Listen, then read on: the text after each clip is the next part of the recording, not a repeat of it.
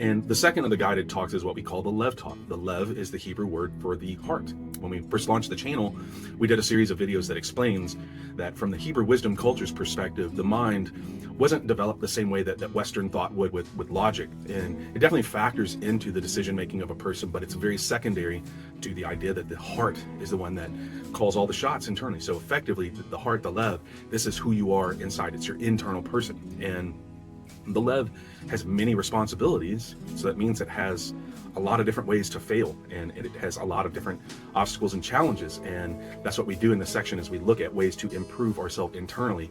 And a lot of times that's looking at the duties of the Lev, which is discipline and wisdom generally. But here we're looking at a different aspect of the Lev, which is ethics and morals. And this is another way that the Lev can fail. So the last proverb that we did dealt specifically with the idea of poor judgment of character and having unrestrained personal desire, tava. And this is a big challenge for the heart. And we actually see one element of unhealthy desire here in this proverb, the love of money. And that's called ain hara, the evil eye. It's a very common Hebrew idiom. And ain hara presents in many different ways. The most common or the most apparent is stinginess towards others, withholding your money from those in need. Another form of ain hara is jealousy of the wealth of someone else. But it can also be anger at the success of other people, just envy in any of its forms. These are all ain hara. But a lot of times it's just old-fashioned greed, not being satisfied with what you have and wanting more and more and more. And it's this unhealthy desire to acquire more money or resources that causes a person to compromise their ethics, which what we saw in this proverb, raising the price of the grain, withholding it. And it will make us do evil and selfish things, and manipulating the needs of others to profit ourselves. That's ain hara.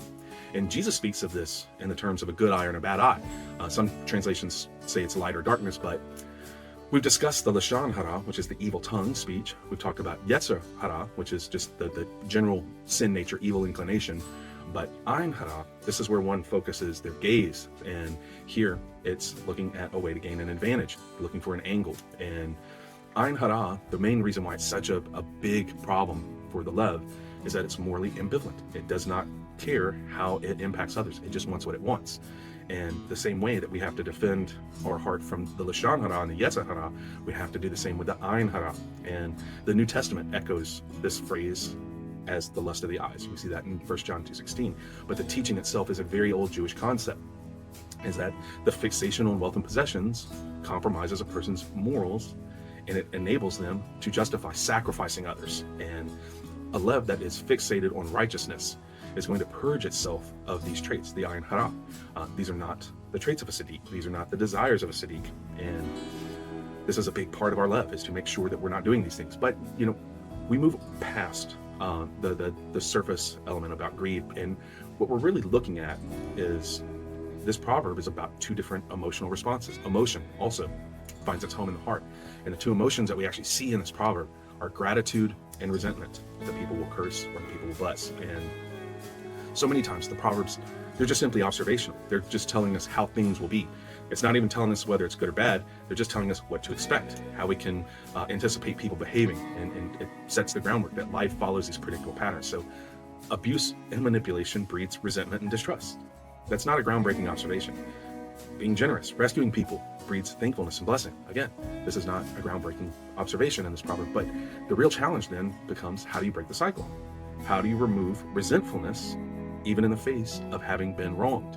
And how do you find thankfulness when you're still in need? And these two begin in the Lev. This is where they get stored, and this is where they overflow. And so much of the Christian walk is going to involve forgiveness. This is a constant teaching of Jesus. And we usually see ourselves as the victim, but to grow internally, self-growth is going to require that we recognize that many times we are the offender. And the Proverbs will teach us a lot of different things, but a big one is the idea of relational wisdom, because the quality of your relationships is the quality of your life. And the Proverbs will teach us what strengthens these relationships and also what weakens them. And here we see what it actually is.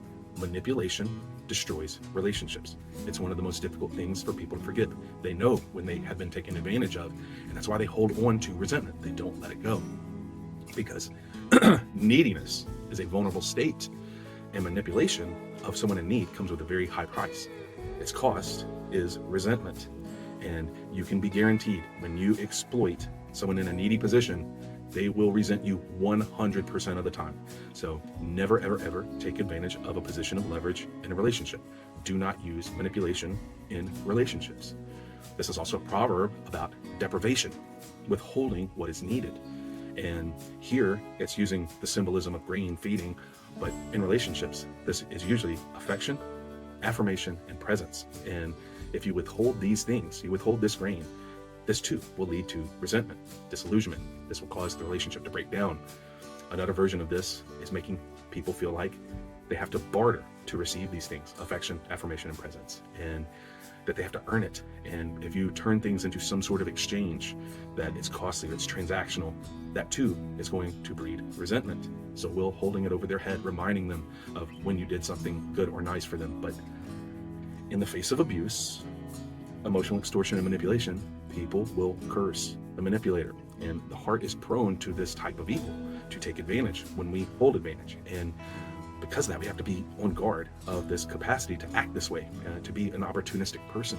And we have to purge ourselves of this impulse to extract resources or exercise leverage in a relationship. And our relationships are going to suffer so greatly if we do any of these things. Withhold grain or overcharge for it. It's going to be cataloged and you're going to be despised.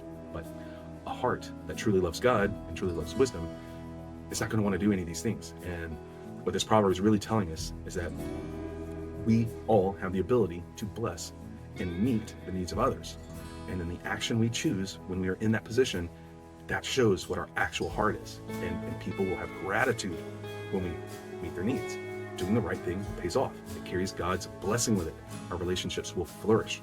Your reputation will become honorable. So yes, the blessing is on the head of the one who makes the symbolic grain of affection and affirmation available and low cost in his relationships. And it all started in the heart by taking this battle seriously against Ein Hara, which is greed, the immorality, exploitation of others, and just folly, damaged relationships. So yes, pursuing God's wisdom and his righteousness is the secret skill to living a rewarding life. And it all starts in your heart.